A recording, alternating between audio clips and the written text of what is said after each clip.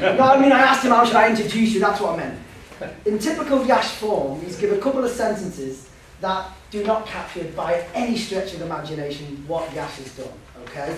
Yash has been a really key major activist both in Uganda and Africa, and he's also a writer. So he straddles that activist, campaigner, if you like, intellectual divide, which I think is a very good way to be. So he's not just an academic who hides away, and he's not just an activist, he's trying to marry theory and practice, if you like, okay?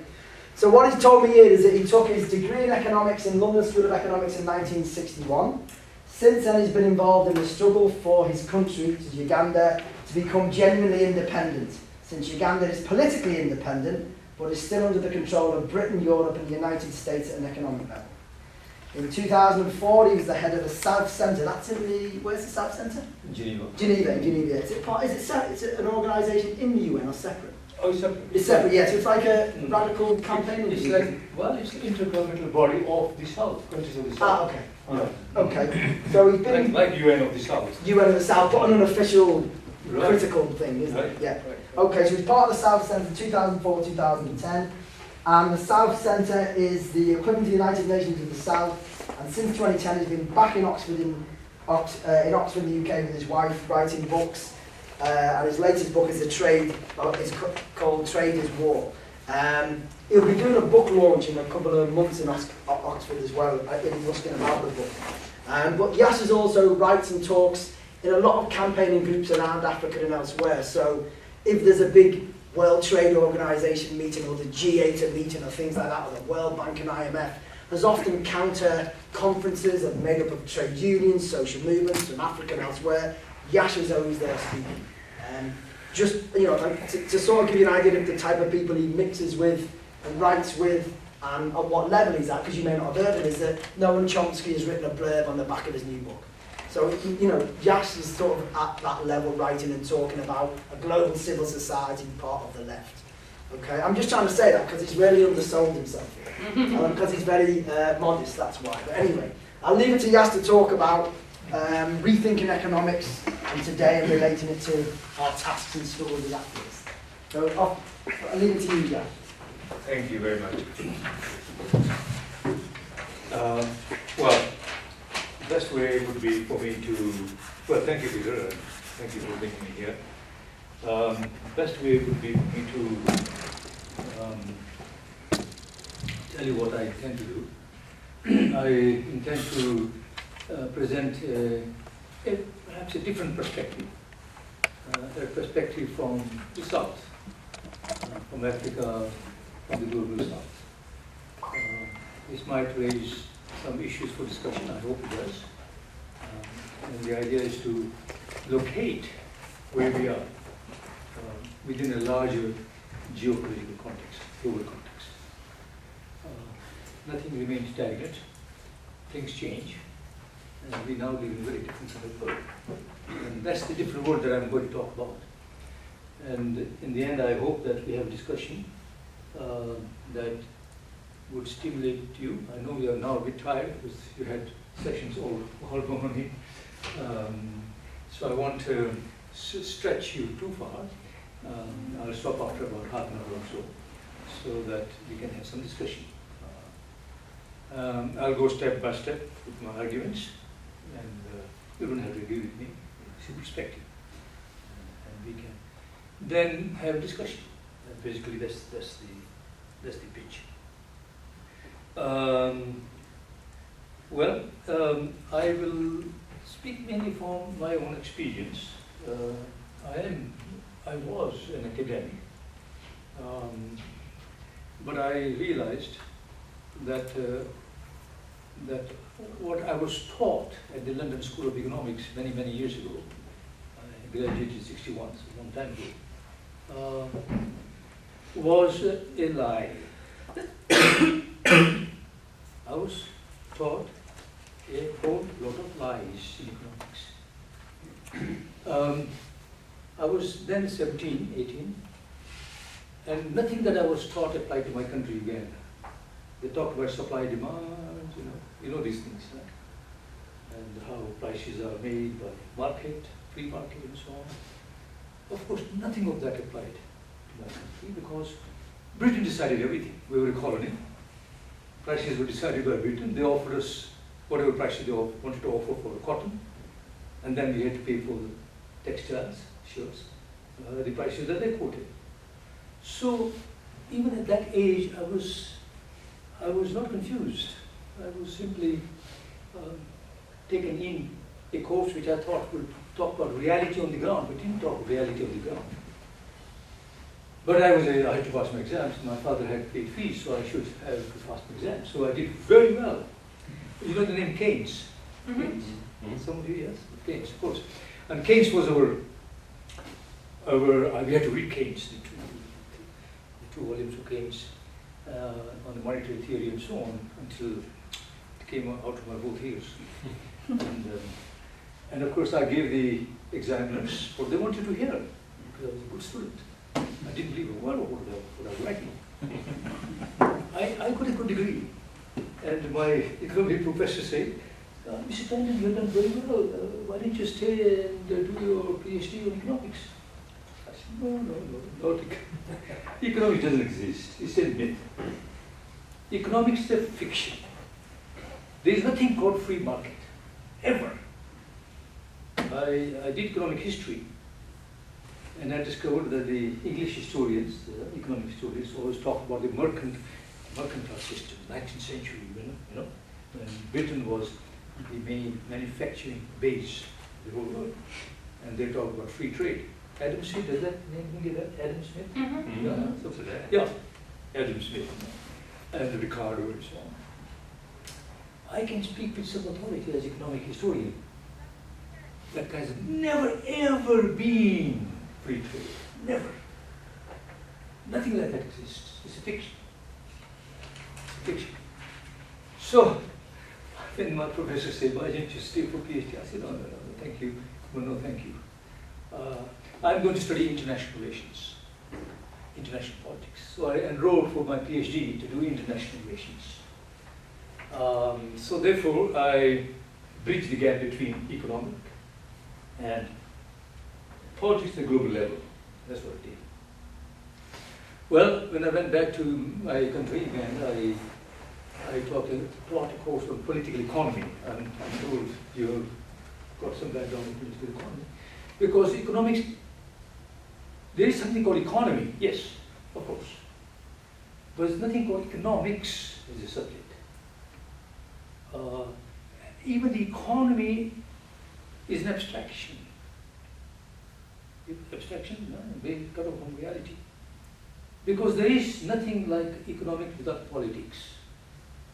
It's always the politics of power. Power determines relationships. Economics is a second hand, it's a maiden for politics. So I had a course called political economy. And my country became independent in 1962. And to this day, now it's 50 years that my country has been independent, my country is still not independent. It's really still dominated by the empire. The empire exists. How many of you believe there is an empire? Some of you do. Thank you. Because you know the word empire doesn't exist in even the media. You pick up even Guardian and so on. Only sometimes they use the word empire. But and when I talk to my fellow academics here in Oxford, I'm in the African Studies Centre here. I must time my time because I'm an old professor. I can talk and talk. Well, when I talk to them, I say, you know, UK is still an imperial dominating country, dominating my country. I say, Professor, come on. Britain already withdrew from Uganda and Africa a long time ago. The empire is not there. You are a figment of your imagination. And I say, no, what has happened is that Britain has withdrawn from Uganda, France has withdrawn from Algeria, but France, Britain, Europe, America have got together, and what you have is collective imperialism. The empire exists solidly and even more strong than before. Let me give you an anecdote. Last week, just before Christmas, 2 weeks ago, I was in Nairobi. I was attending the World Trade Organization, is that? Yeah. World Trade, okay, 10th ministerial. Every 2 years they have a ministerial conference, okay? And the World Trade Organization based in Geneva is an organization that negotiates on trade matters, okay? And the ideology is free trade. Total fiction. Total fiction. And they want to break down barriers of trade in order that, what the economists call, bring about maximum utilization of global resources. In other words, if you have a free trade, everybody would specialize in what they are best at, and then everybody would benefit. I'm simplifying, but that's basically the theory. Of course, nothing like that ever exists, of course. But WTO pushes that ideology to its logic, extreme logic. The result is they have forced upon our countries to break down the barriers, so we have no protection of industries. When I was a young lad, Uganda had 6 to 7 textile mills, from cotton to ginning to spinning to cloths design. And we had a large working class engaged in production of cotton to textiles. Huge working class. 50 years down the road, not one textile mill. Gone. Because the WTO and the empire has obliged us, forced upon us to break down our tariff barriers. Yes, tariff barriers and quota barriers, in order that we should be open to global trade. This is what we do. And Uganda should continue to produce raw materials, and will manufacture things for you and send it to you. This is fiction. So the result is that our working class is decimated. We don't even have trade unions to speak of. No. And that is what globalization has done. So to come back to WTO, I was in Nairobi for the 10th ministerial meeting. And we have been working on this for months and months, trying to prevent our countries, okay, from lowering their barriers even further still, because then our economies will be destroyed. And by the way, you know who benefits most from the destruction of our barriers? China. China was not a member of the WTO, okay, only recently. It was the European Union and America that obliged us to withdraw our protective barriers, hoping that they would then capture markets. Lo and behold, after they have destroyed our barriers, China joins WTO, and China now walks into our markets with consumer goods. And now, oh, you Africans are being dominated by the Chinese imperialism. But China didn't ask us to withdraw our borders. Anyway, the point I'm making is that we are still not independent. Anyway, at Nairobi, what happened was the following. We fought, even before we went to Nairobi, we fought telling our governments, don't knuckle under pressure from the empire. Protect your manufacturing, protect your working people, protect your agriculture and so on, because this is the way we have to have our economy, okay, sustaining itself. Well, the negotiations went on for about 3-4 days. Then on Saturday, the last day, there was a meeting of the big powers: United States, Europe, India, China, and Brazil. They met in what's called Green Room. Green Room is a room in Geneva. Wallpaper is green, called it Green Room. And there, only the big powers meet. Africans are never invited.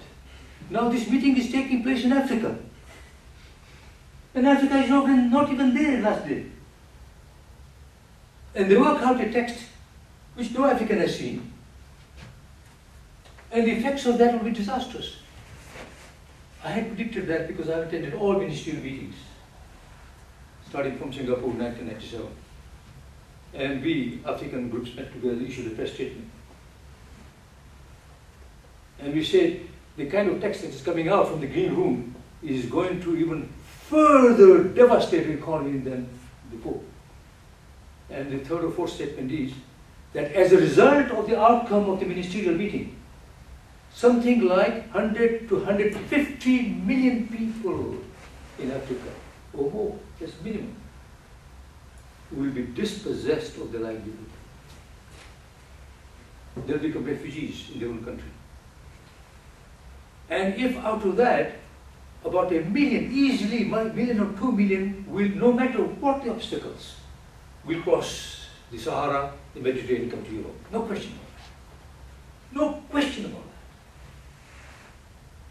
that. Do the leadership in the North understand this? No.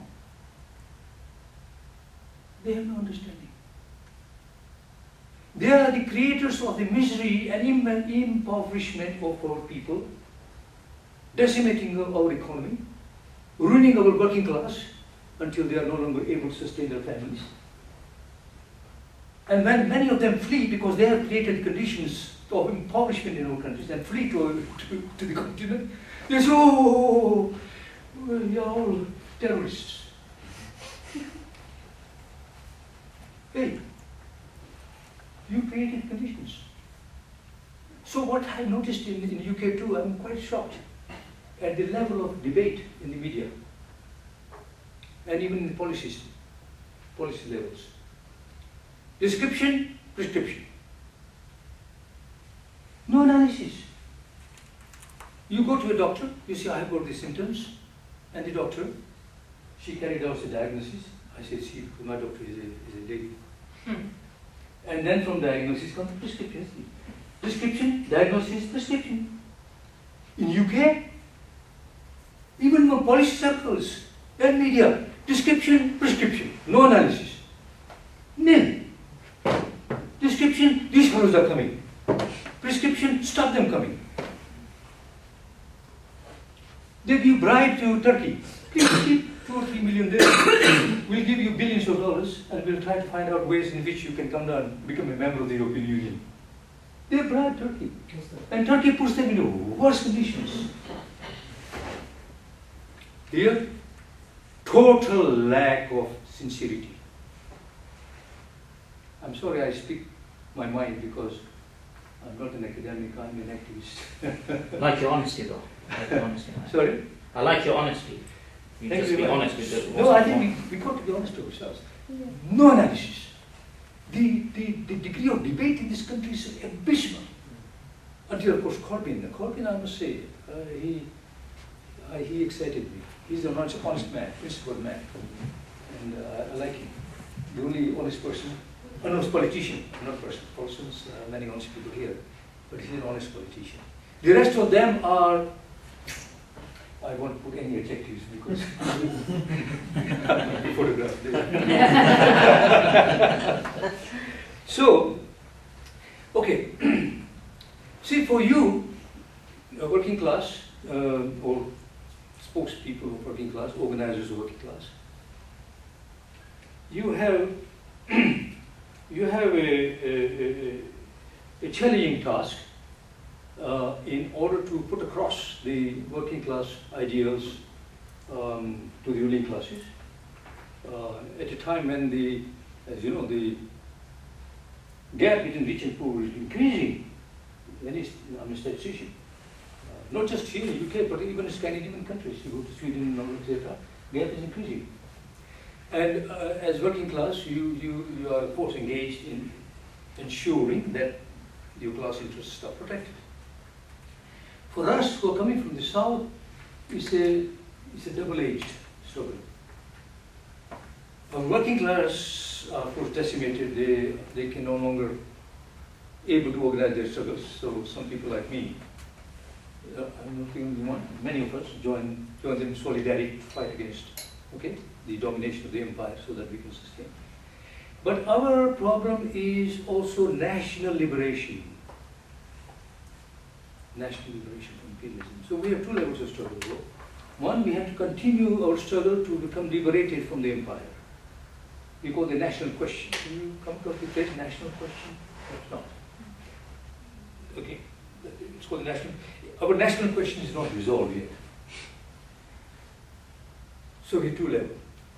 Now, incidentally, things are changing in Europe too, I noticed. Namely, that you have a national question in Europe as well.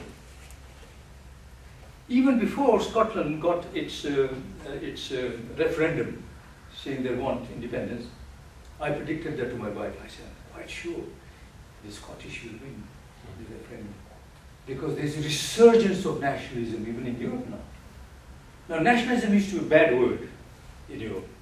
Why? Because it was associated with Hitler, National Socialism. So nobody wanted to talk about nationalism. And the working class are correct in talking about internationalism, isn't it? It's one of your principles. But you can't have internationalism without nationalism.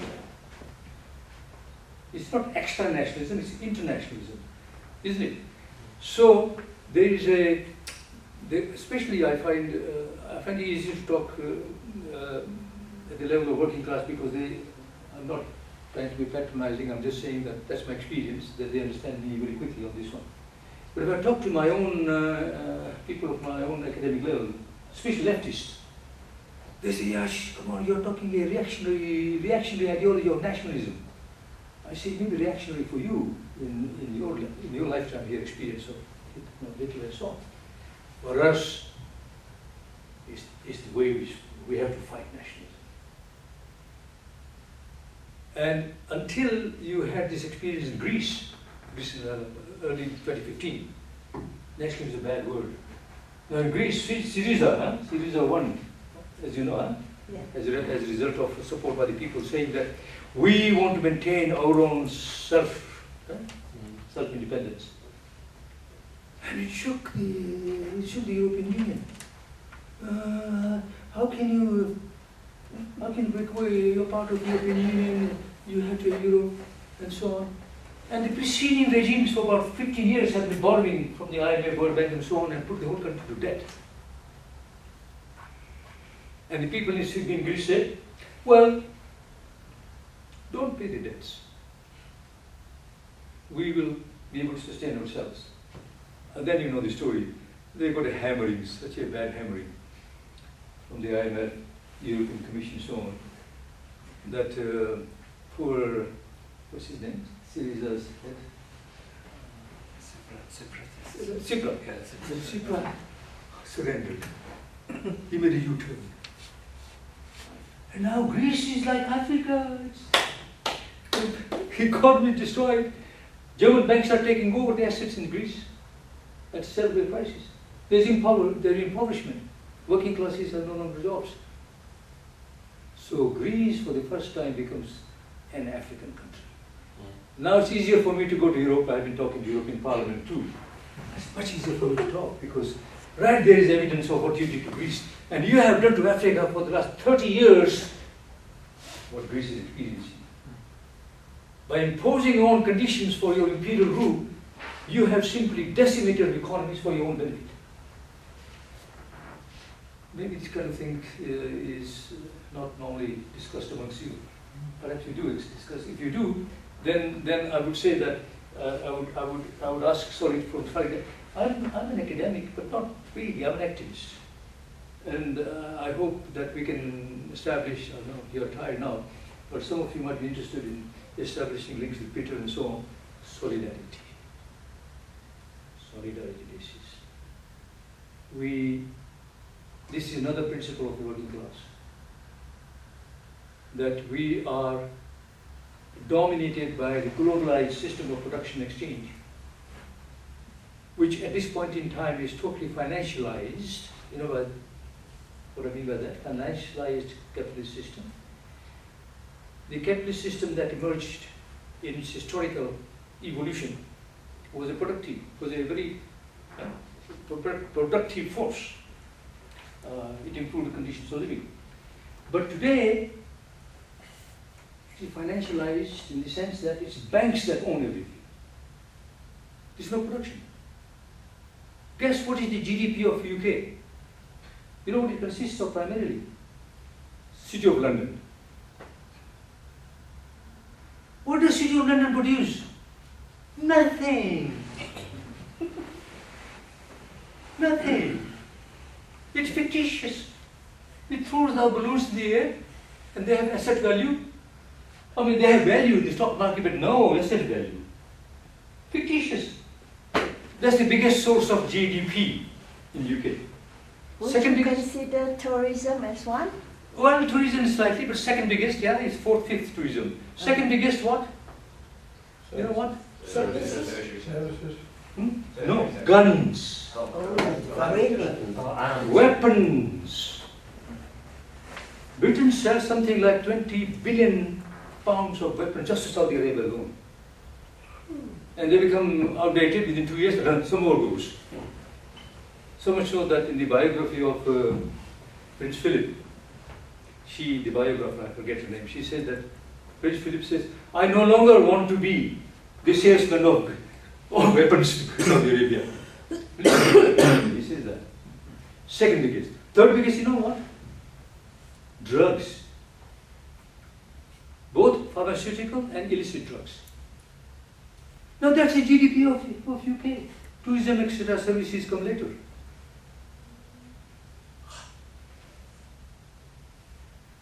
Economy based on what? Fictitious capital, guns, war, and drugs. So that's the economy. Of course, it's an economy that can sustain itself because it is exploiting the rest of the world too. So you get cheap products from Africa, and then it enables the economy to sustain. Anyway, I'm being too provocative. I hope I'm not being too provocative. No. It's okay. Very Well, interesting. it's good. So I think I had told Peter I was going to talk about. I had some notes on that, but I'm not going to talk about that. I was going to talk about rethinking economics. And if Peter allows me, I'll offer a course here sometime Yeah. on rethinking economics, because economics and ideology. In social sciences, all social sciences are ideologies. In the hard sciences, you can have empirical tests. You can find out what happens in physics or chemistry or in, and then you can test in the laboratory. You can test it. All knowledge in social sciences is based on experience. Has to be. That experience, I was the other day talking to students at one of the universities in Oxford. I said, where does knowledge come from? These are youngsters. Huh? From books. Hey, knowledge does not come from books. In social sciences, knowledge only comes from experience. And those experiences are put into books. And what you read in books are derivative knowledge. Derived knowledge. Have you heard of derivatives? You know derivatives? No? Some of you might know financial instruments that are derivatives of asset-based instruments. Right? For example, in 2007 there was a housing bubble crash in the United States. All right? And that bubble crisis now hit European economy too. Because why? Because they had given mortgages to the housing, and they had put them into something called CDOs. You know CDOs? Mm-hmm. It's collateral debt obligations. CDO, collateral debt obligations. So what they do, they take the mortgage and they put them in a glass. Right? See imagery I'm talking about. Yeah. And so much of that would be mortgages. Okay? And then a little bit on blue chips. You know blue chips?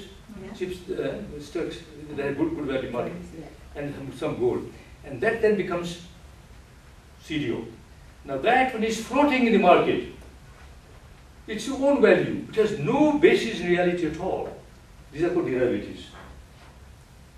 The result is even Swiss bank. I was in Switzerland at the time.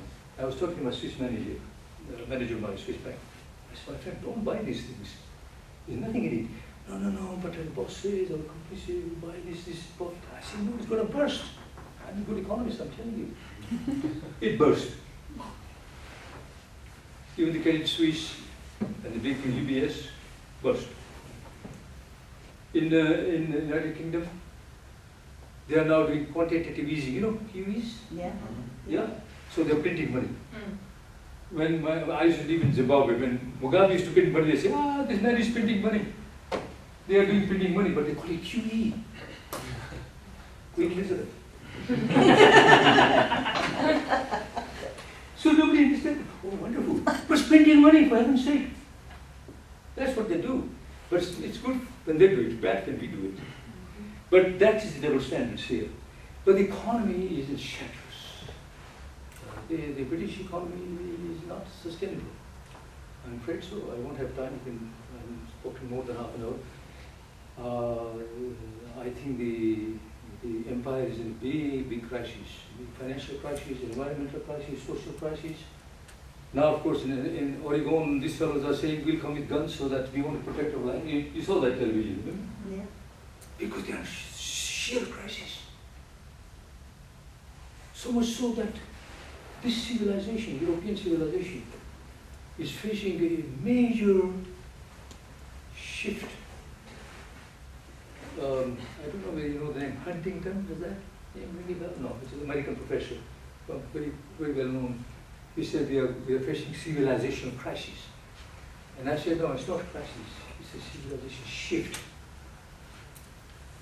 Because what we are witnessing is a civilization that started 500 years ago, which is now coming to its end, for sure. For sure. For sure. And I'm afraid that that's happening. And I'm a pacifist myself, I don't believe in violence. And I've been telling my friends that we've got to protect the Europeans. Because the Europeans are going to be minority in no time. They already are minority.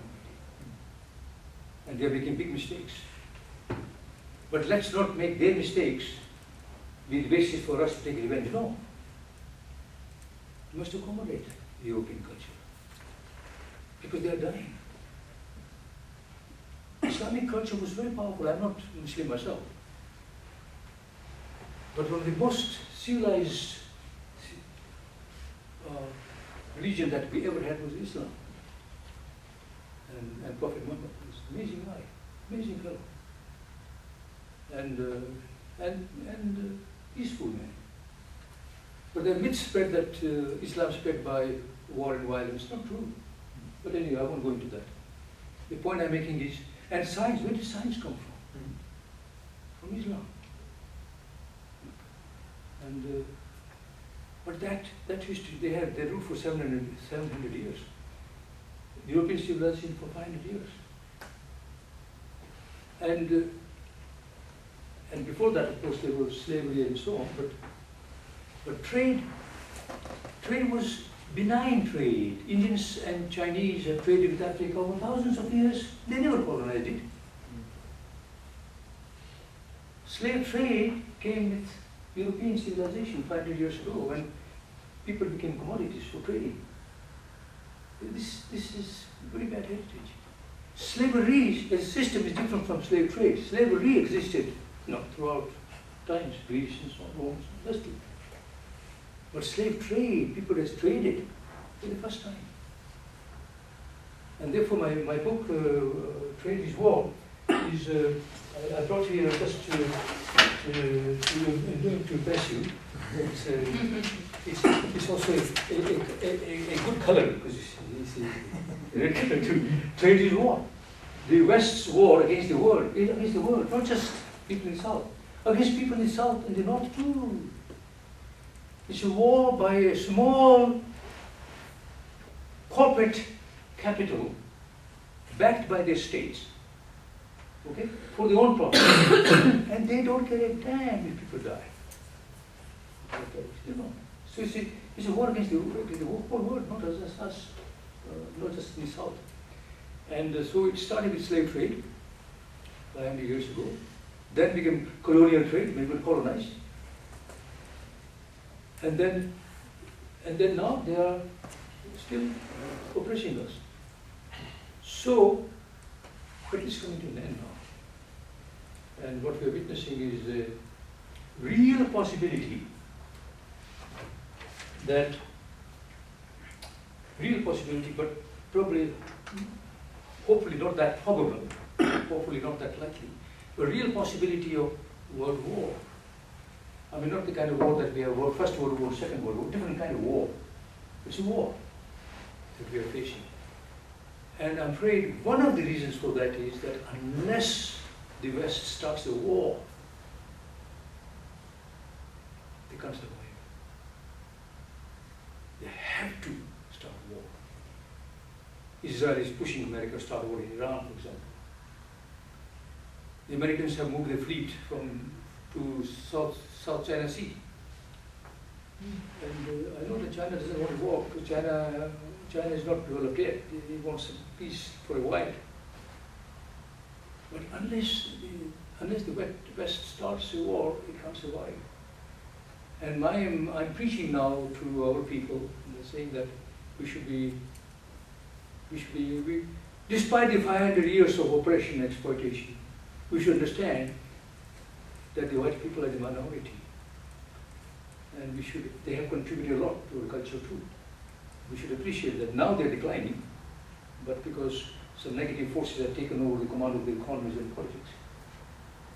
But the bulk of the people, masses of people, are peaceful and are international. And therefore we must not use the shift in civilization culture to take upon ourselves to revenge upon the people who have given something to us as a culture. So this is my message as a pacifist internationalist myself.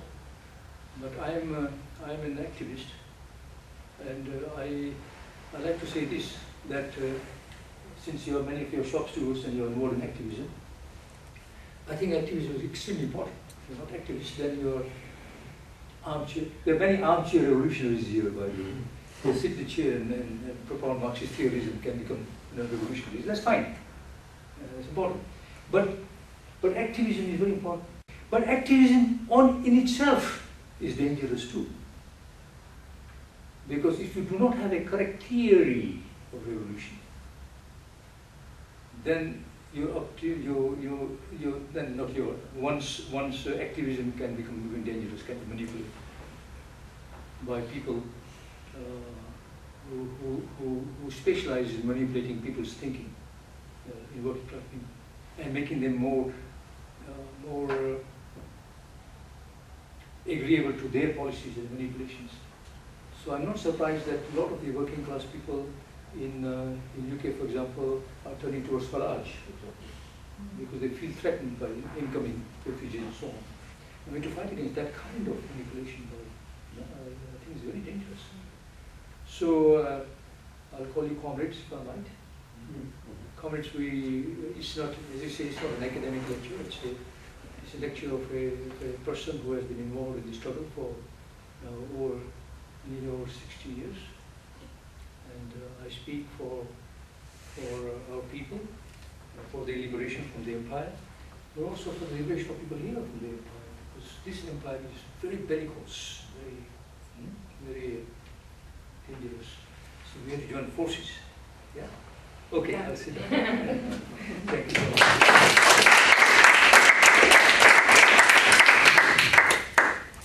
Okay, any questions, debates, arguments, fire away.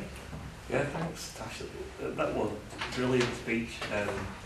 Painted a difficult picture of the West and the North, global North, and you know, the working class people are told that we're the spreaders of democracy and freedom and goodwill, and actually it sounds more like we're drug pushers and weapons traders and loan sharks. Yeah, exactly. What do you think the chances are of a more enlightened future? And when you talk about nationalism, and I think it's more like this need for working class peoples across Europe to want to try and reinstate some kind of popular sovereignty and power over their own lives. Do you think that that's a likely scenario to spread across Europe? For example, Syriza and Corbyn in UK. put your last point again. The Corbyn portfolio. Do you think there's a chance that he could be Yeah. elected? Well, okay. Well, I hope. Let me be very honest with you. I hope he does not get elected in 2020, but he will be. Why I say not elected by 2020? 2020 is just nearly around the corner, not far. Not far. He has formidable challenges.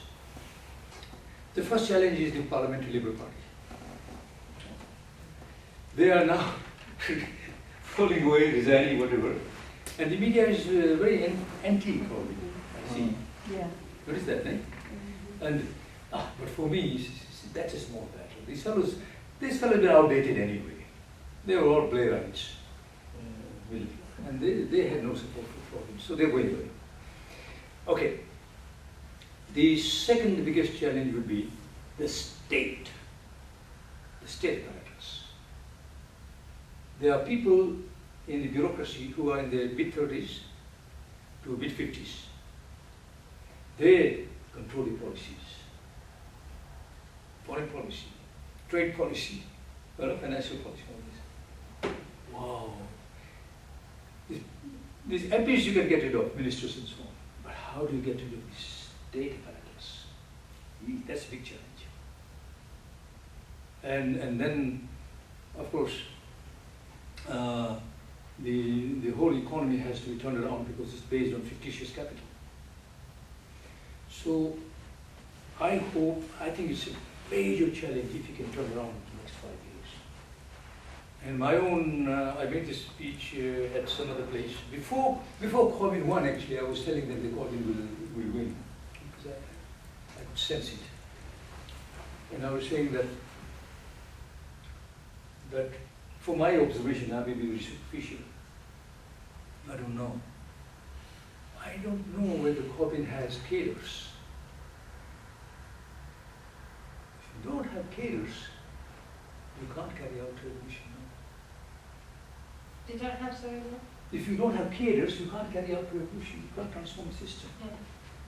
Because the system is basically conservative, institutionally conservative. They will try to sabotage. And I think, and I'm not being, because you're coming from working class, I've said this, that the base has to be working class. That in whose interest it is to bring about a fundamental transformation of the economy and the redistribution of the income and resources so that people can have something. But the working class will have to make common cause with masses, general population. And I think if there is no institution in the Labour Party, new Labour Party, that trains cadres, that does mentoring of younger people, the 3 pounders, you know the 3 pounders. 3 pounders. 3 pounders, isn't it? Yes. The mentoring of the 3 pounders in order for them to become activists. I think it's possible. But then I was suggesting in my lecture, I think it was the Global Justice Network I was lecturing, I said maybe there should be a constitutional change here in order to adopt the American system. You know what the American system is? When a new president comes, they get rid of the top. You know that? They appoint their own people. With the British system, the permanent secretary stay there. And I think Britain needs a transformation of the constitution so that a new person can bring about a clean set of people to talk and stay there. Then he can change. So that's my short answer to your question. Does that make sense? Yes. Yes. Thank you. Yeah, I saw my question is similar to John. It's like about the Labour Party.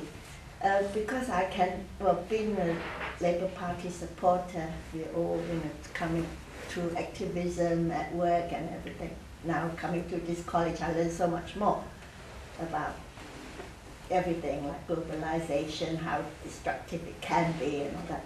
It's just that I'm just wondering, Labour Party, have it actually got a future at all? Because people, I know from my local constituency, I've been told that I'm actively involved.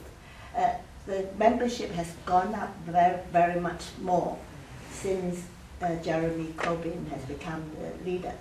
And he has gained a lot of support from the younger people. And is there any way how we can gain the confidence from the general masses, you know, before we go to the polls and win the vote?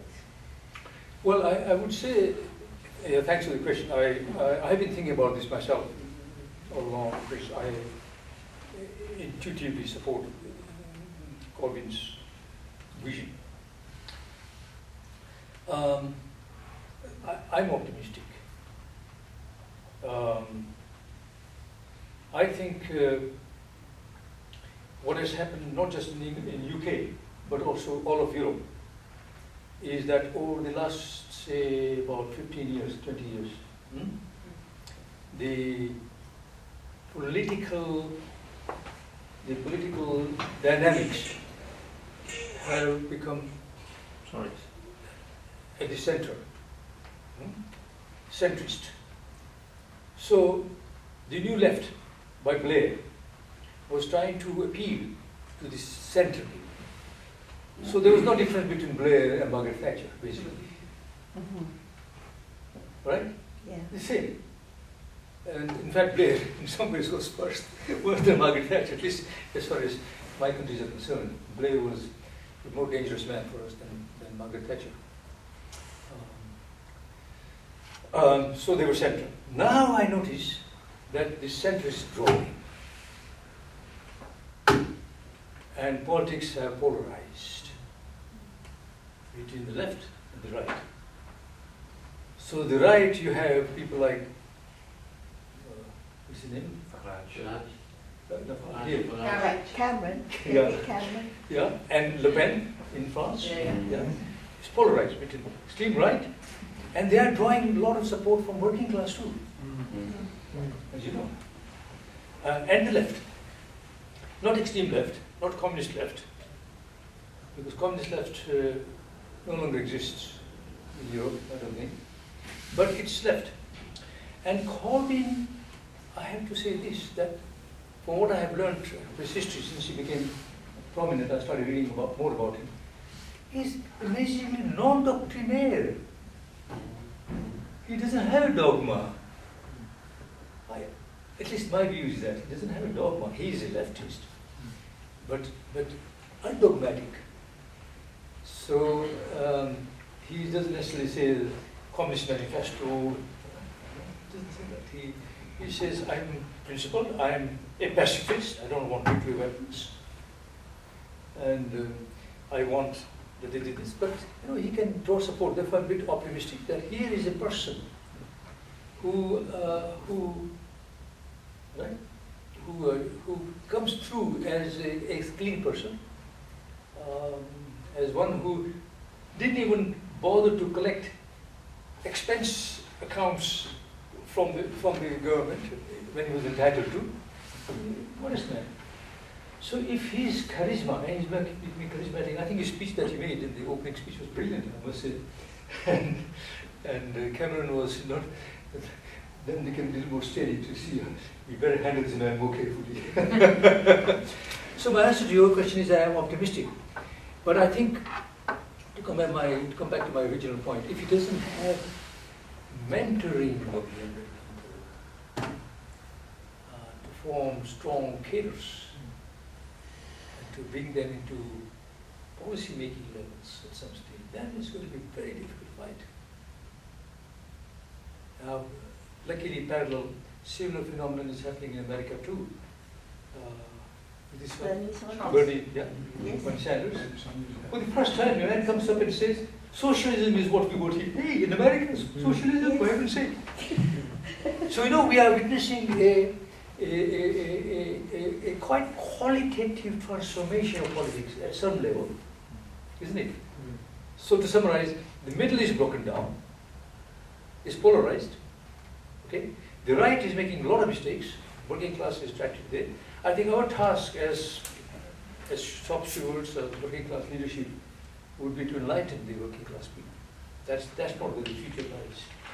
The future lies in making a new, isn't it? Mhm. New UK, new Europe, isn't it? Yeah. That's what we should be doing. And you can count on this academic to support you.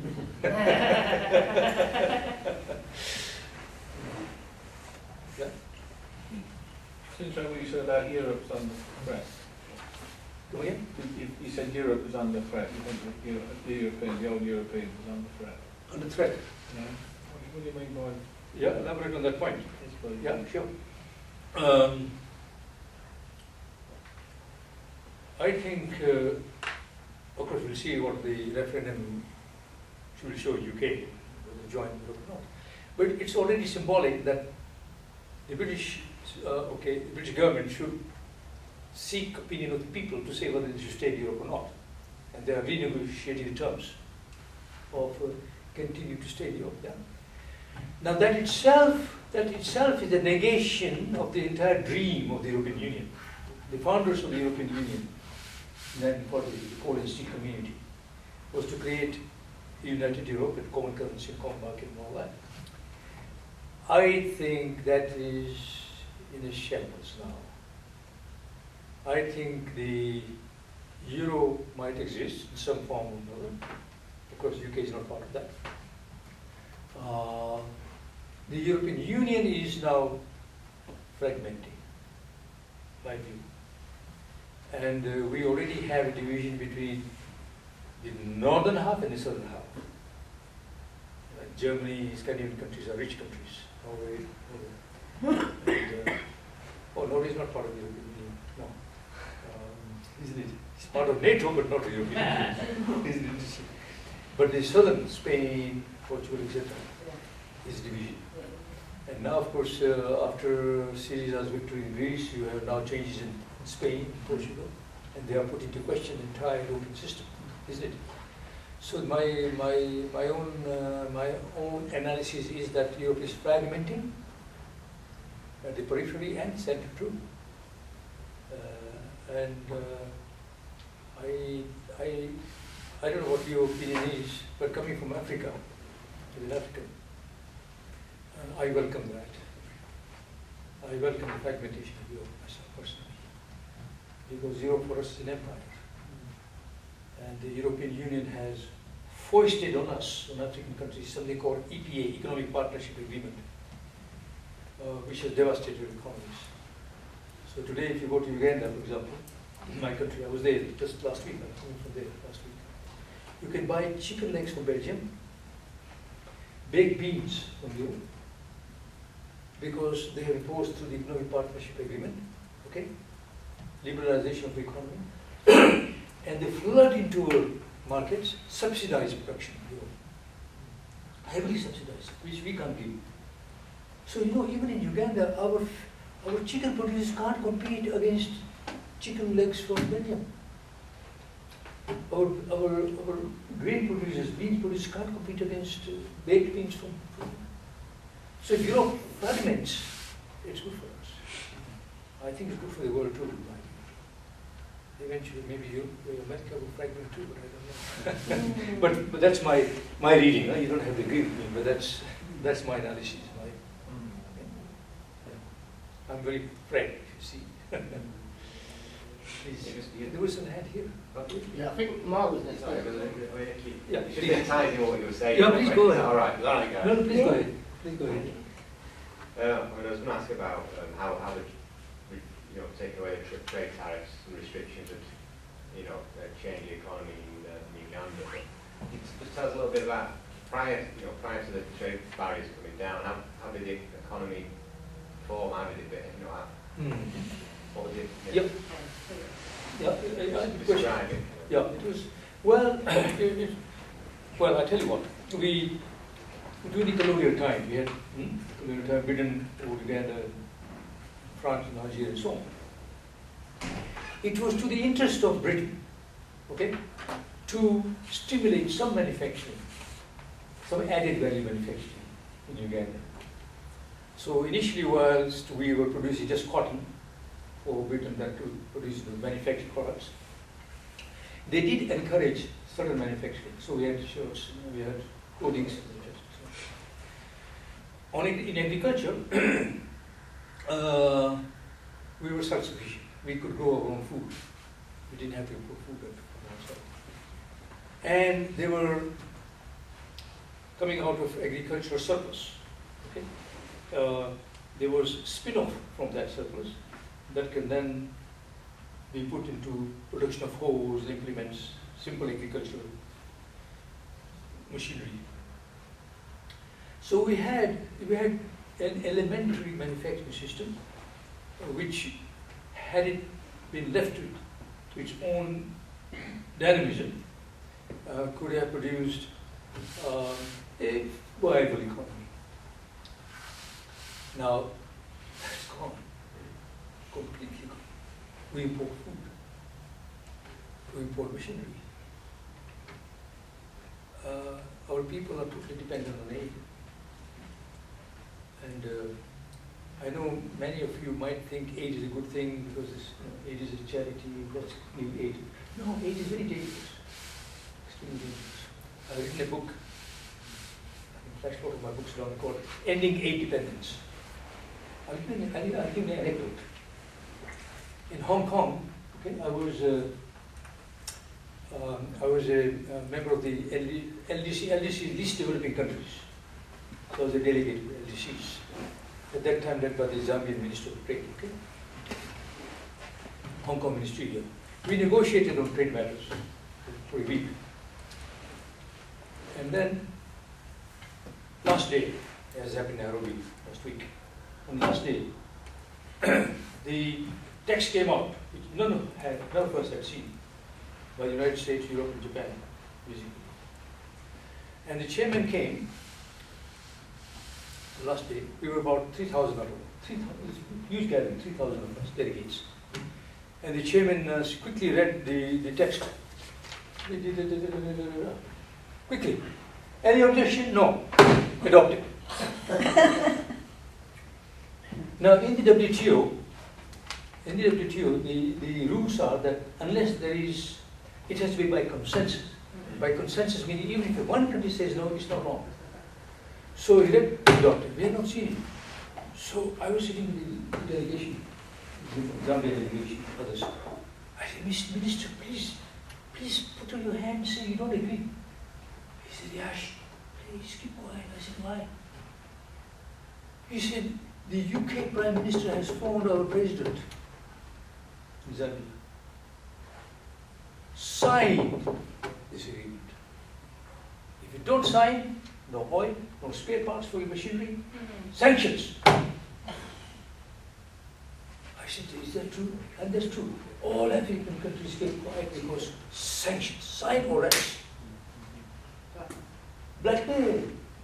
So at the back, Cuba and Venezuela ambassadors got up. And Venezuela was the lady. They got up and said, we haven't seen the text, we object. So the chairman said, okay, Your Excellency, noted. So they said they ran.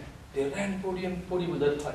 They ran podium. Mr. Chairman, we object to this text because we have not even seen it. Yes, noted. End of the matter. And Cuba and Venezuela could do that because they are in a resistant movement, as you know. So I came to Geneva, because I used to work in Geneva.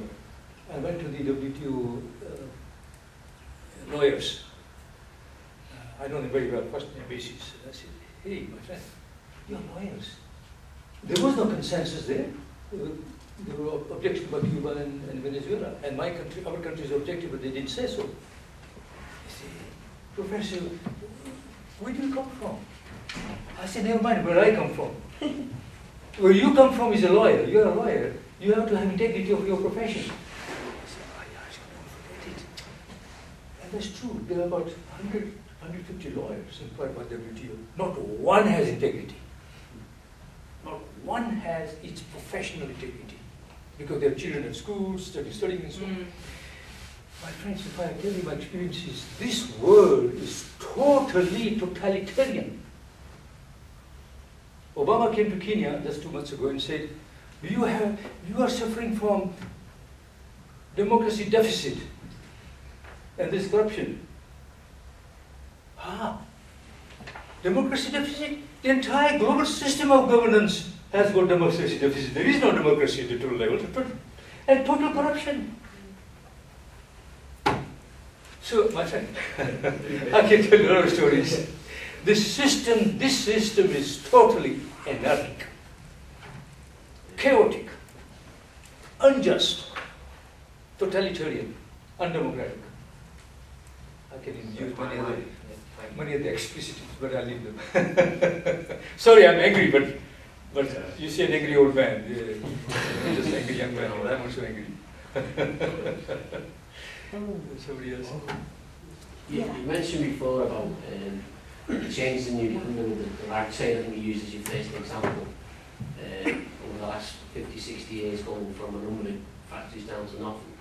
And obviously something similar has happened here, and I think you mentioned about the migration of work to China. Is there a lesson to be learned for the working class in the south of the world to look at what's happened to the working class in the west? And how at times, and I think you mentioned, the way I gather you're talking about Britain, we need a revolution to try and change things. Do you think there's a feel for that in the south to try and do that? Or? I'd like you to answer that question. Because I like to learn also from your experience. Tell me, what do you think? Personally, I think we do need to revolt. I think you mentioned about solidarity and workers united. I think other countries can learn from what's happened. You look at history, you can always pick up hints from history. I think you mentioned about a war maybe needed. But probably the British working class best period was after the Second World War, which probably lasted 20, 25 years. And then the world changed. You know, this SEATINI that's going around, I think the world's going to change again. I'm sort of what I think from where I'm from, the European Union saved my city. Okay. Now pulling out of Europe, I don't know, because certainly when the Conservatives just left our city to rot, it was okay. We've had a lot of money out of Europe, so I've seen the benefits of Europe. But I appreciate what you're saying in terms of colonialism. It is an extension of colonialism, no two ways about it. And I think if we think the European Union's bad, I think SEATINI is going to kill us. No, I think you may be right. I was only putting an African perspective to that, but you may well be right. I do think that the historical record of the last 100 years or so has been not a good evidence of working class solidarity. In 1917 there was some solidarity, working class solidarity, international. But when the war started, we all became nationalistic, German nationalists. And same in Second World War too.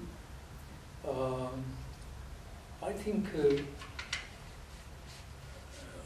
don't know. I'm not very clear on my thinking myself. If I put myself in the shoes of British working class, but I would wish to think that after 2 world wars, people, the younger generation of working class would learn from those lessons of 2 world wars. And I'm now gathering materials for my next book, and I'm trying to argue in that book.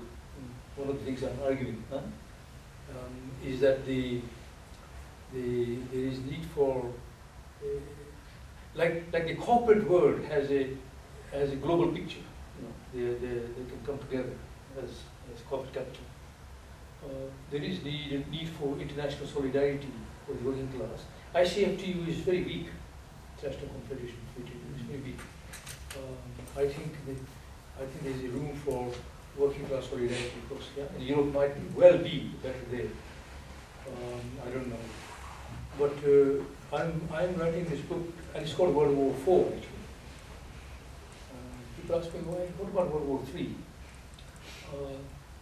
Well, World War III, you see, a lot of the vocabulary is Eurocentric. The language of discourse is Eurocentric. And I always say, what you call Cold War was hot war for us in Africa, in Mozambique, in Angola, in Vietnam, in Cuba. Hot You call it Cold War. That was World War III for us. Therefore, my next book is called World War IV. And therefore, I think, even if you have only a dozen people, like-minded people, to join in solidarity in order to prevent another war, hot war, and therefore my next book is World War IV, Fighting Against War and the Empire. I think it's possible to educate the masses of people that that's where solidarity lies. We need peace. And we are up against the ruling classes who are manipulating the media, manipulating the ruling class. And I really am scared about the manner in which the explosion in Middle East and the Charlie Hebdo effect in Europe is polarizing our society into religious factionalism. But in my view, religion is used by politicians to divide us. Religion is not a bad thing. We should celebrate different religions. We should celebrate different cultures. Why not? Why should there be similarity? Why should there be homogeneity? No. It's better. But politicians are abusing it, I think. Therefore, we should build solidarity in such a way that we have a little more enlightened perspective on our civilization. It's the only civilization we have.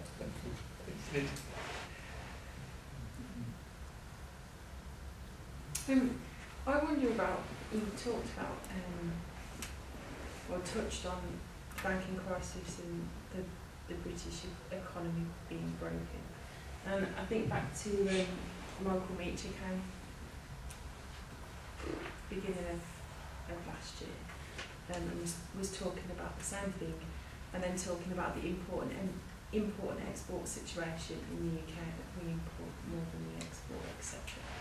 And broadly, if I sit and think about it, we don't make much in this country anymore, and largely the banks and the fabricated money, the money that was never really there, was what sort of made us look probably wealthier and in a better position than we ever were. What I don't understand and can't get my head around is how the banks now are largely carrying on pretty much as they were before. Yeah, they've shored up their lending policies and they've got to hold more capital than they ever did. But how can the economy repair itself if we're still at that point where we don't actually really generate vast amounts of income of our own? So what I'm asking, I guess, is how does the British economy recover from what it's been through? We don't have a plan for it. We're just still heading, or from what I can see, we're heading in exactly the same direction, dancing to exactly the same tune that we were before the crisis. So how can we possibly begin to imagine that we'll ever get a different result to the one that we've just had? I don't really see how we can move forward until there's some sort of change in the way that our economy is structured, and actually that doesn't seem to be talked about. It's about paying off a pretend debt that no one's talking about how we move ourselves forward and actually generate something for the UK PLC, as it were. There's nothing there. It's an empty cupboard, and I don't see how that's going to change. Very good question. I'll answer it at two levels, yeah. One analytical, one prescriptive, yeah. Because your question at two levels, yeah. What is money? Okay? What is banking? Banks deal with money. What is money? In simple terms, money is credit. In accountant's term, it is assets, liabilities, basically two. Right? Credit, debit, ledger, isn't it? Yeah. Okay. What has happened over the last, I would say, last I would say since 2004, 2005, for the last 10 years, what has happened is that the money has become a means, okay, of increasing debts. People are indebted. Students in America are indebted, so they spend a lifetime paying their debts. Yeah. This is going to happen in the UK too. Yeah. The students are now getting indebted. Money has become an instrument of creating a debtor class. Yeah. Majority of people are a debtor class. And the creditors are the banks. But what have the banks done? If you look at the banking system in UK, okay, the books don't balance. The books don't balance. Because they were buying these fictitious derivatives between 2007 and now, 8 years now, which are simply fictitious value. I'm now analyzing here, just giving you. And the government is pumping money into them, QEs. But what are the banks doing with that? They are now trying to simply balance their books. Yeah. If you go and even ordinary banker, he or she will tell you. Yeah. Because the liabilities are much higher than the assets. They are simply balancing books. Now we enter QE3. But they're even, sorry to interrupt, Yeah, please do. but they're even, like when the new Basel rules came out, they said they had to obviously carry that core capital ratio had to be much higher.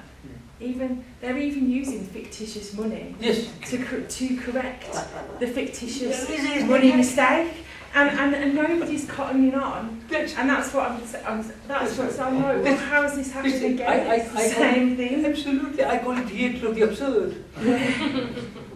In fact, now that I think of it, my book should be called The Empire of the Absurd.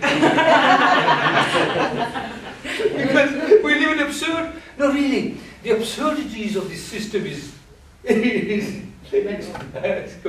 so that's the descriptive part. Huh? And the result is that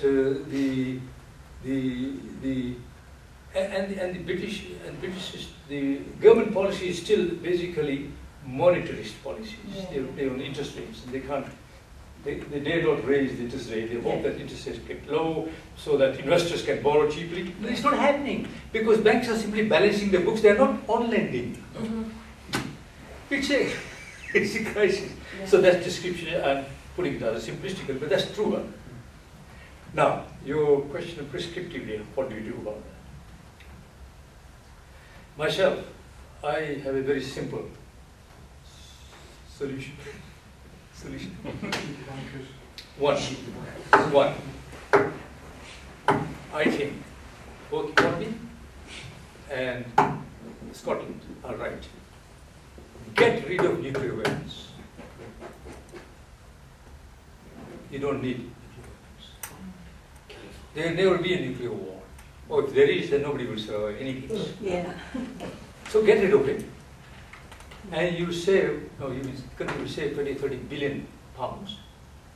Put that money into schools, education, health. What's the government doing? Total opposite. More manufacture of guns and nuclear weapons and so on. Depriving younger people of their education. Depriving NHS of services that are very necessary for this country has one of the best health services in the world. And created at a time of at least 1945-50 period, when this country had very little coming out of the war, and yet they created it, isn't it? National service. Yeah. Today, the country is supposed to be rich, and what they are doing with that NHS, killing it. Paying that. You mentioned TTIP something here, no? Yeah. You know TTIP, yeah? Yeah. TTIP is basically surrendering to the will of the dominant American corporate capital, and they are fragmenting services, necessary services in Britain and Europe. Therefore, I support the European Union that way, because that's what's happening. So we are, so prescriptively, it's not that difficult. If Corbyn wins and he does carry out a reformation of the economic system, so that it shifts from monetary policy to fiscal policy. You know what's fiscal policy? You spend government funds into infrastructure, services, Yeah? And why not? For the people. The only thing that sort of bothers me, I think you're right, the NHS, I went from working in a bank, I ran for the hills, having just survived the financial crisis, and I work in healthcare. Mm-hmm. And I agree totally, there has to be money pumped into the NHS because it's dying on its arse, to put it bluntly. And I really want money to go into education because I can absolutely, it's a no-brainer to get the value out of education. But when people leave school and there are still no goddamn jobs to go into that are paying more than the minimum wage, somewhere along the line you question, like, what's the point in having all these highly educated people when we can't give them meaningful work? Right. And I think that's my question. How do we create meaningful jobs? How do we create meaningful jobs? Where are they going to come from? Because we don't. The country doesn't do anything. It's got. It's that hopeless, huh? it is that, but that's how. You know, as a 30-year-old person, I look around and I think, right, if I was 21 again now, I'd have gone. I'd have emigrated because there's nothing here. There is nothing here. And that's the truth, and that's probably that. You know, I'm pretty confident that that's how quite a lot of people, when they're coming out of college and university, are thinking. There's no job, there's no meaningful work. There's nothing. So how do we fix that problem? Let me not answer your answer. People may join discussion. This is very, very important. I want to learn from you. Anybody wants to join this conversation? I think it's extremely important. I think what Michael Meacher said in his book, I don't know if you've ever seen Michael Meacher's book, The State We Need, and he basically set out the case for changing the economy so that it was based to move away from financial products and services to manufacturing, creating things.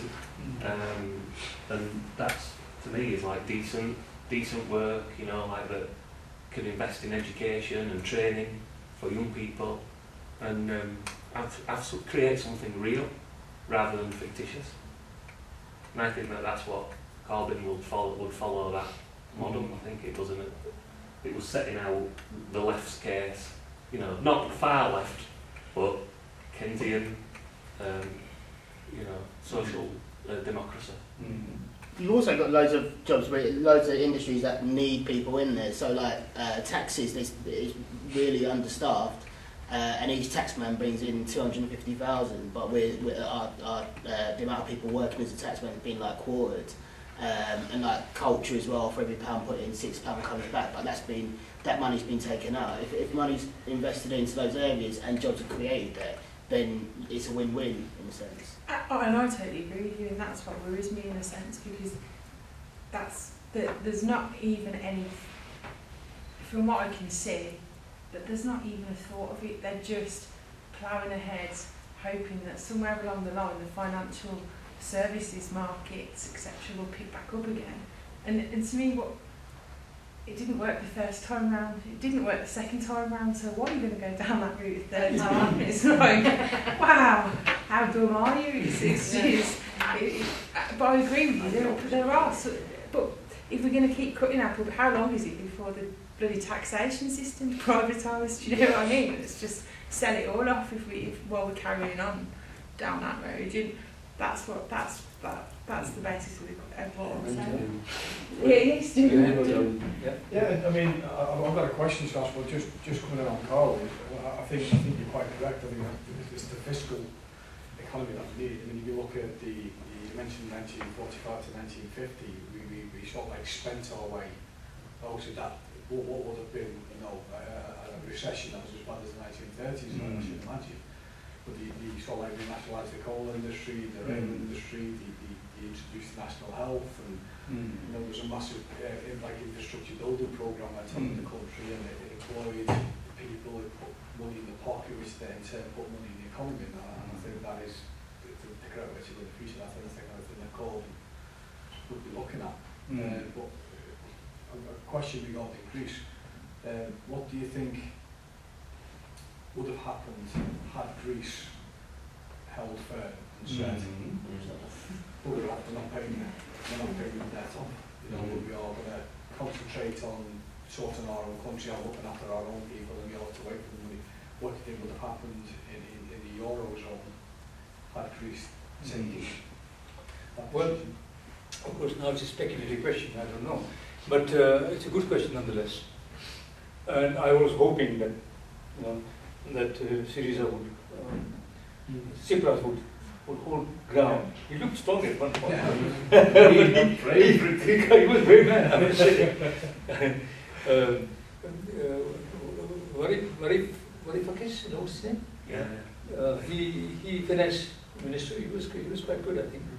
But I think myself that Greece could have got away with it if they had said that we are not paying, go and jump in the lake. Because there are precedents. In the year 2000, Argentina was totally bankrupt. Even more so than Greece. And Argentina is a big country. And they had successive, before 2000, successive regime changes. And the country had got into crisis partly because of the rich class in Argentina. Okay? The moneyed classes had externalized their profits, bankrupting their own economy. I mean, the worst nationals of the country are their own nationals, really. Even here, by the way. They don't pay tax either. So, anyway, Argentina, then when we took over from 2001. Yeah. Yes, forget the name. But yeah, that he said, okay, we negotiate. They started negotiating with the Americans.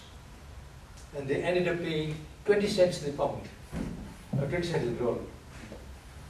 And the creditors had to accept it or they would have nothing at all. And therefore, okay, the debt was a huge debt, trillions of dollars worth of debt. Greece debt was not that big, it's a small country. And I think had it taken its, the European Union, had it challenged the European Union, it could have got away with that. And at one point I thought that when Tsipras went to Russia, remember he went to Russia and see Putin? I thought he might work out some kind of deal. And at that time Putin was thinking of an oil pipeline, if you remember, that were going from the Black Sea, through Greece to Central Europe. And that's a brilliant strategy, I would say. Yeah. And I'll have to phone Putin to find out whether he was. But I think when the European Commission heard about it, there were trepidations. They were shaken. And I think they must have, as I know from personal experience, they must have blackmailed Tsipras, for sure. And he crumbled.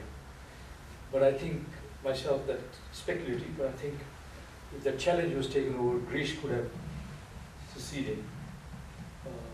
And it's a small country, but it could have survived without such a system. China would have stepped in, Russia would have, geopolitics have changed. And then for the politics in Spain and Portugal would have been slightly different also. So if would it have driven more, what would the impact have been on the European, on the Eurozone kind of thing? Do you think that it had a massive impact, or do you think that it just decided to write that? I think so. Write it off? I think that would have been real, that would have shaken the European Union and the euro, as a currency too. And that would have made, to argue the point that you make up to your point, that would have made euro even weaker in relation to America. So in that sense, I would side with you. So they really had to hold together. And Angela Merkel acted very strongly, saying, right, kneel down or else. In what way did they blackmail Tsipras? Because he was really strong, and when he went back to when he went back for a referendum and they backed him, I thought that's it, he's going to go for it, and then it just all went dead. But there are two theories about this. First of all, one is that he had hoped that they would back him and so on. But the other theory is that he thought they would not back him. And then He was hoping that they wouldn't back Yeah. then he would get away with Good it. excuse. So we don't know whether Cipra was honest or not. We don't know. There's speculation on that. We don't know. But Varoufakis said that he doesn't want to criticize Cipra. Of course, I understand that. But he had a clearer thinking on that. I'm told Varoufakis is now advisor to Corbyn. Yeah. Oh, is it? I told so. He's a really cool guy. He used to turn up to his meetings on a Harley Davidson. Yeah. I had two questions on, because you mentioned about imperialism. First one was, when you look at the sort of colonial countries, they kind of have this ideal that Western stuff's so much better, like the standard of beauty, or even like the products or the clothes, etc.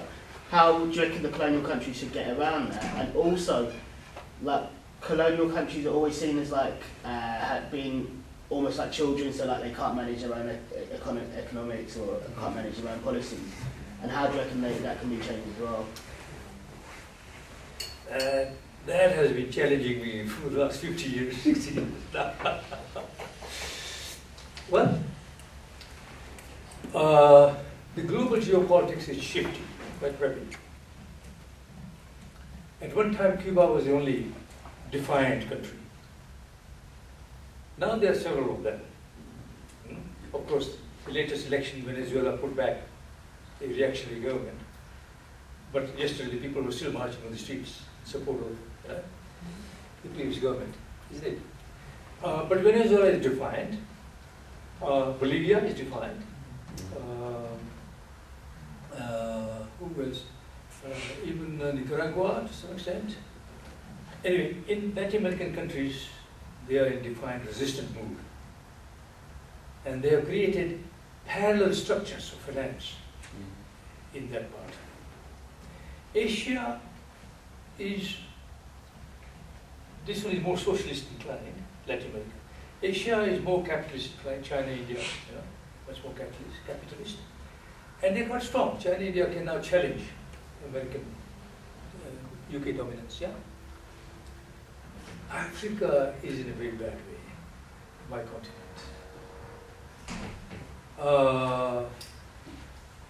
Well, for many reasons. One is that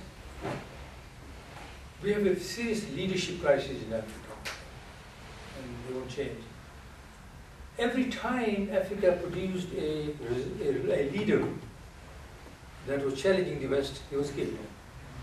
Straight away. Lumumba was killed, and there is now documentary evidence that Eisenhower actually gave the order that Lumumba be killed. Actually said, kill him. Nkrumah was thrown out by manipulation of cocoa prices. Recently, Burkina Faso, he is also killed. Sankara. Africa is the last bastion of sucking resources from there for Europe and America. And therefore Africa, I have no, I go to Africa quite often, I just come from there. But now I notice that the people are becoming resilient. We have an explosive situation, explosive.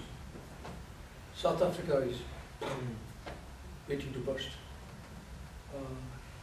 In Uganda, where I just came from, it's the accumulation of very few people at the top. I can count fingers on one hand. It's just criminal. It's just criminal. And I could see. So I don't know. I believe in revolution, but peaceful revolution. That's my concern, because it can get out of hand. I was myself a guerrilla. I joined a guerrilla movement. When Amin was put into power by the British in Uganda, British in Israel, and I was part of the guerrilla movement underground. And we liberated an area bordering Kenya and Uganda. And when we realized in our party that our guerrillas were appropriating from the peasants food because they had to live.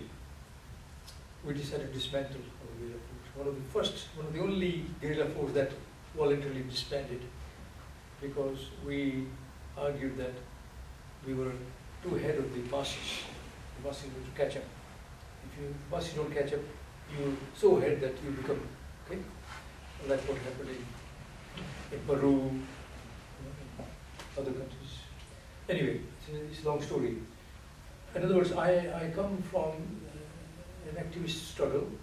Now when I go to Uganda, I find a different situation. The people are ready. The masses are fed up. And I notice that this is true even in Europe now. I think people are fed up. I see that in the UK too. People are fed up what they see. In America too. Like in Oregon, these people are now taking arms to protect their land, as you know, last week. I think the world situation is explosive. Huh? And what my concern is that this explosion may just be what it is, explosion. Oh, that would be very dangerous. That's why I am hoping that we start a peace movement in Oxford for transformation. But transform we must. People are ready for change, even here. And therefore, it's one thing to come to a gathering like that, of course, discuss concerns which are mutual concerns, yours and mine. But I think it behooves on us. We are obliged to go beyond the narrow confines of our professional pursuits, to reach out to the wider society, to create.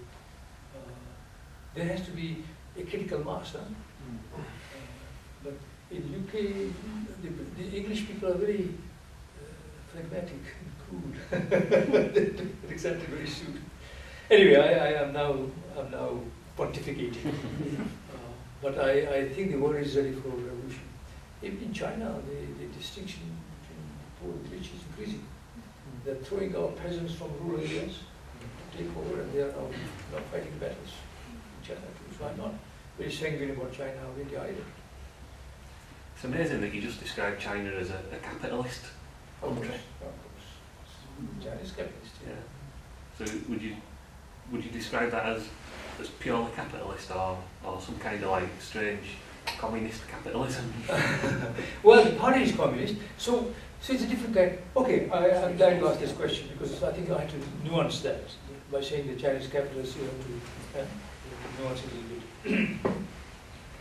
China retains a centralized political system. So the Communist Party is still in power.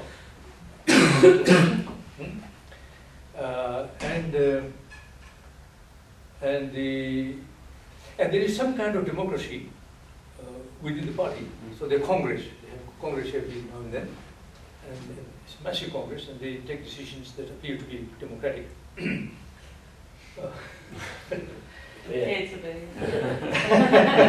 Well, we don't know. But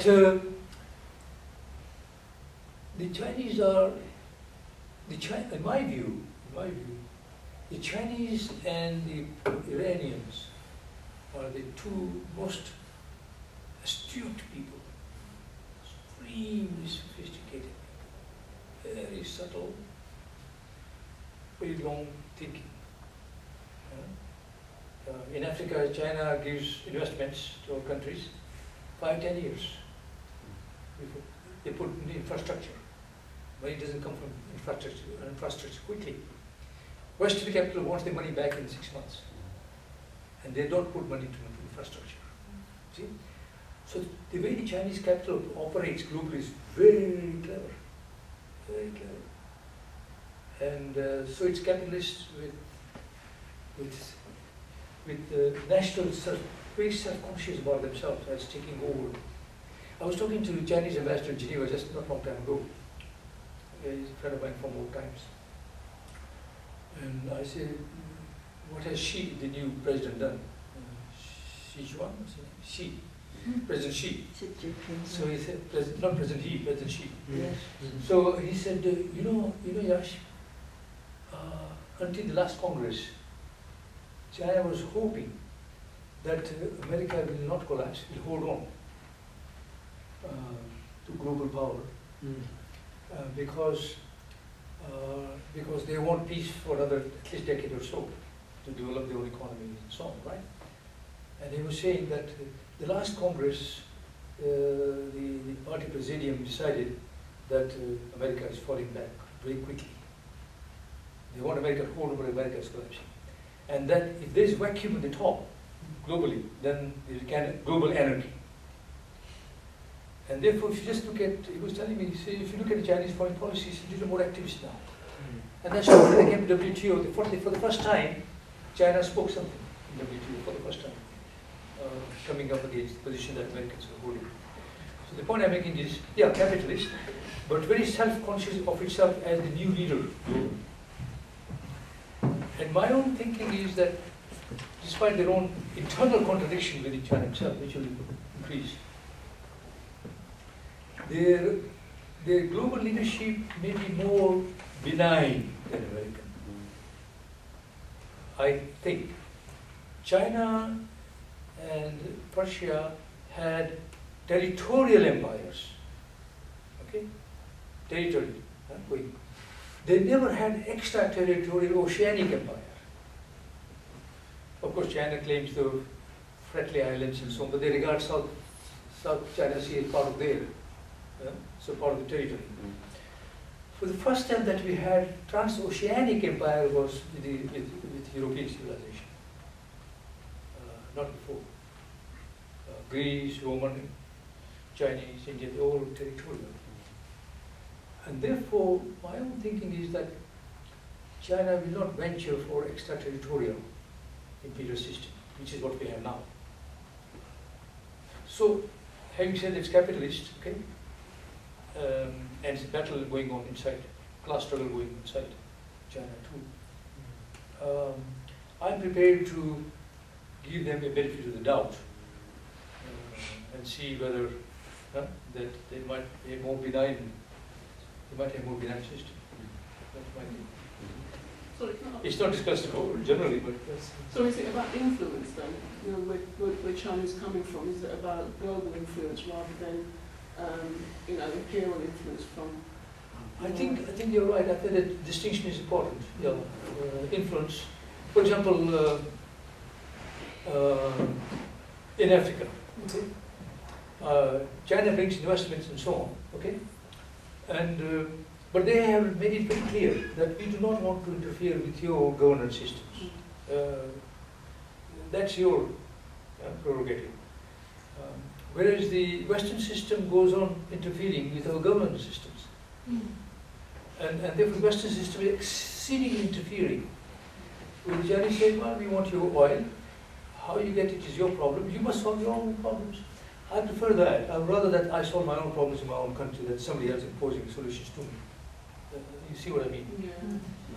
And that's why I don't know how the future will look like, but that's what I think. Yeah. You started off describing to us, you know, what free trade had, you know, what kind of impact it had in Africa. And we talked a lot about China. China and Russia are probably the two dominant forces against the West, really.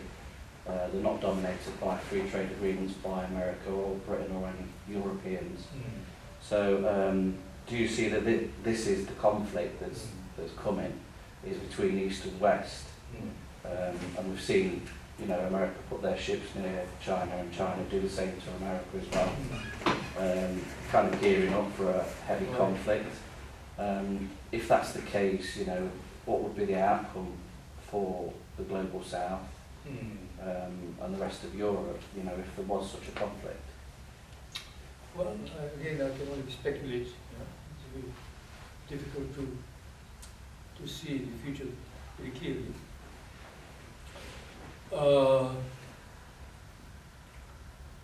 I think for the West, China is the real threat, not Russia. immediately Russia, okay? Mainly because of the collapse of the Cold War, the end of the Eastern European. And because the agreement that Yeltsin and pre-Putin governments had made with America, with the West, namely that we draw a line, but NATO should not advance east. That promise was broken, and NATO went on pushing until you came to Ukraine. That saga, you know, and the Crimea and all that. So for the last maybe 4 or 5 years, that has been in battle. Mediterranean has been the battlefield, yeah. But Russia is basically a raw material producing country, oil, and a few other things, but not a very powerful manufacturing country. China is a manufacturing country. Doesn't have oil, but has, and now it's even on technology. If you look at the patents, China is to be very far below down there. It is supposed to be United States, then Japan, then Germany. Now it is United States and China. And in 2-3 years' time, China will be the top on technology too, innovative technology. Point I'm making is that America sees China as a major threat. So they are moving their fleet from Mediterranean to South Sea already. And TPP, you know TPP? The equivalent of TTIP, excludes China, as you know. Okay. Now, that much is clear because we know. What do we anticipate in future? Well,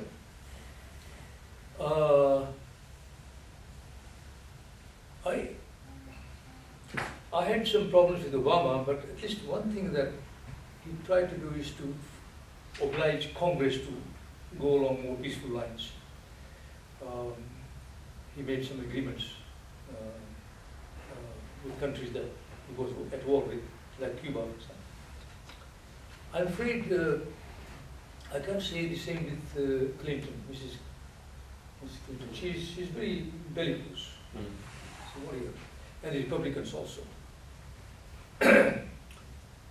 and they might provoke a war in Taiwan, for example, or in North Korea, like what happened yesterday. Of course, that fellow is out of his mind in North Korea anyway. So, but I'm now going to the future. And they might provoke a war, a limited war against China. Or Israel might provoke a war in Iran, or Saudi Arabia might do that. I mean, there are very dangerous signs that we see, and I don't know what kind of government we'll have in America, but if a more bellicose government takes power, I don't know, it might be dangerous, yeah? That's what I see. But if that doesn't happen, then I think it's a matter of one generation, 25 years maximum, that China will be hegemonious power. America will collapse. Its economy is very strong, of course. China, in terms of GDP, is about 38th. You know, it's not fully developed country yet. But okay, I'm now guessing. I think we might have a hot war. I hope not. If that happens, then Europe, Middle East and Africa will be the proxy grounds for the first stage of the battle. In fact, Middle East already is a proxy ground for battles right now, and part of Africa too. I don't know. That's why I go on speaking about peace. We need a peace movement, global peace movement. In Syria, are you referring to? In Syria, at the moment, you think that's the hot war between US and Russia? Yeah. Yes. Yes, absolutely. Well, there was There was a period just 4 or 5 months ago when it looked as if Russia and America and the European Union would join forces to fight against, right? So terrorists in Syria. But if you now look at the new dynamics, the Americans and the Europeans continue to maintain what is apparently quite false, namely that there is a moderate Islam. There are rebels in Syria, there are moderates, back moderates, as against extremes. And they are now alleging that the Russian bombing is killing these moderate Islam. I think that's a fiction. There is no moderate Islam, really. And I think the Americans and the Europeans are being fed by Turkey. I think this man in Turkey is quite shrewd. He's playing this up a little bit for his own reasons, yeah? Is it about oil resources in Syria? Is that what the conflict is? The true, you know, the Western powers say they're fighting against Islamic extremism, but there's quite a lot of oil in Syria, and Russia want Assad in charge, and America want whoever they want in charge, so they can get access to oil. I think oil is a factor. I grant that, but I think it's beyond oil. It's beyond oil. You have to see that the whole Middle East was carved out after the First World War, after the collapse of the Ottoman Empire, and they do artificial borders. And Syria is an artificial creation. Jordan is artificial creation, really. Egypt has the ancestral borders, that's true, but all that is a volcanic. I mean, what difference do you make between people on Syria and Lebanon, for example? And then in the middle of that, of course, is Israel. Now that is a big question, because Israel has gone beyond the 1947 borders, drawn by the United Nations, now occupying territories all over Palestine. And the man, I've been to Ramallah. I spent about 3 weeks in Ramallah. I was guest of the party there, and I lived in Zimbabwe for 23 years. I used to go to South Africa, apartheid South Africa, and we fought against that. And I was shocked when I went there, because much worse than apartheid. The situation in Israel-Palestine much worse. You know, I crossed from Ramallah to Jerusalem, and because I was a guest of the Rosa Luxemburg Foundation, the German foundation, they were able to take me to Jerusalem. But my comrade from the foundation was showing how terrible it is, because we could go on the roads, tarmac roads, but the Palestinians had to go through the bridge and walls and so on. And the West is totally blind. Totally blind to the Palestine question. Germans have a guilt feeling about what happened in Israel, what happened to Jews in America. And the entire Jewish problem, it's not a problem, it should be a problem, but it became a problem for Europe basically, and they exported the problem to Middle East. So that is explosive. And I think Israel is losing ground bit by bit. Now, finally, the European Union also realizes it, and they are beginning to withdraw some of the support to Israel. And Palestine has got observer status now in the United Nations. And also, so in Palestine, if you become a member of the ICC, can bring International Criminal Court. They can bring Israel to court. But the Jewish lobby in America is very powerful. Extremely powerful. Both in Republicans and Democrats. And so do you think it's one of the keys to global peace to resolve that issue in some kind of power sharing? Or? In Israel? Yeah, and no, they seem to get so close. Yash, you know, like under Clinton, when the peace agreements and stuff like that seemed to be so close to an agreement, and then it all just vanished. In relation to Israel, you mean? Sorry? In relation to Israel? Yes. Yeah, I think you're right. I think I think myself that that the Israel ruling class knows that America needs Israel more than Israel needs America, in a sense. Because increasingly over the last 10 years, the United States can no longer depend on Saudi Arabia anymore. You never know, there may be a revolution in Saudi Arabia. In that whole region, the only ally they have is Israel. It's an outpost of America. And the Israelis is taking advantage of that.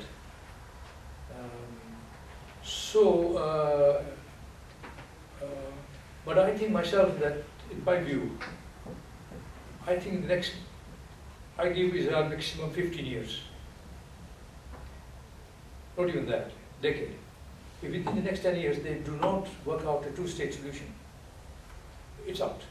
It's only getting out now. There is no possibility. Even Prime Minister of Israel, he doesn't believe in two-state anymore. He talks about one state. So I think myself that it's on the cards. It has to be one state. It has to be one state where the Arabs will be majority, but hopefully they will give rights to the minority of the Jews.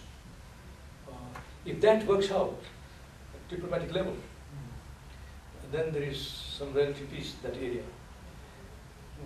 I have written an article about 2 years ago suggesting that, well, the idea came to me from youngsters, Jewish youngsters I met in Basel in Switzerland. I had gone for a lecture there. The lecture was on environment, by the way. And as I was going to the dinner, a lecture dinner for me that was organized, I was surrounded by half a dozen young people, and I discovered they were from Israel. So we started talking. And in fact, they started talking. I was asking questions. They were asking me, Professor, what do you think about Israel? And I said, well, I don't know, what do you think? And in the middle of the questions, I asked one question to them. I said to them, there were about four girls and about 4 boys. I said, because they were going back home, they were worried about that. I said, if you go back home, and if you are, and you're obliged to join the military because they're conscription. If you join the military and you're flying across Palestine, and you're asked to bomb a house, knowing fully well there are families in the house, would you bomb? And the boys immediately said, yes, this is the order will bomb. I said, but people are dying. They say, yeah, but the order is order. He said, well, stay. And the girls almost unanimously said, no, you can't do that. There are mothers and children there. And then I said to them the question. I said, suppose you go home and each of you is given $1 million to go to the United States to settle there. Would you accept it? All of them, the boys said, yes, we'll go. Then it occurred to me, and I wrote an article after coming back, it was 2008. And I said, right now America is spending something like $20–30 billion every year to support military. If an offer is made by America of $20 billion a year and resettle these people near Salt Lake City. Why? Because the Mormons came there, they established a city in Salt Lake, and the Mormons have very similar culture to the Jewish. They have similar Old Testament things, and they even have a river there named after Israel. And I said, if the United States were to offer $20 billion every year to young people to shift, they will shift. And they will enjoy, they'll have the lake, the ocean, Pacific Ocean only 200 miles away. They'll swim it more at peace than in the Mediterranean. And the problem that shifted from Europe to Middle East could now be shifted to America. They can have a home there. And you know what? I started getting letters after I wrote that letter of my article from my Jewish friends in America. Said, Yash, we hadn't thought of that, but you're right. And a lot of Jews in America are, are very very liberal and very anti-policies of Israel that they won't come to America. So it's an idea I had. But the point I'm making is that the time for two-state solutions is nearly over now. It has to be one-state solution. And if it is better for those Jews who remain behind Israel to be treated democratically by Arab countries, and those who migrate should be allowed to migrate. Why not? That might be the solution. Anyway, my solution. It's 9 o'clock, so time has flown, but we have to go, unfortunately, because these have got to be, and these have got to come back tomorrow, so I'll be asleep otherwise.